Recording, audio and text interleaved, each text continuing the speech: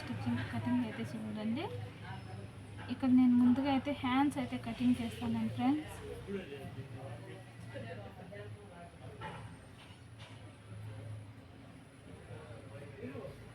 చూడండి ఇట్లా హ్యాండ్ అయితే బ్యాక్ సైడ్ వైపు పెట్టుకొని ఇలా లూజు, హ్యాండ్ లూజు, సంక లూజు, పొడవు ఇట్లా మనమైతే బ్లౌజ్ పీస్తోనే పెట్టుకొని ఇదిగోండి ఇట్లా గుర్తు వేసుకొనేసి ఇట్లా మార్కెట్తో వేస్తే ఇట్లా ఇక్కడ 2 ఇంచెస్ తీసుకొని ఇట్లా కలుపుకోవాలి.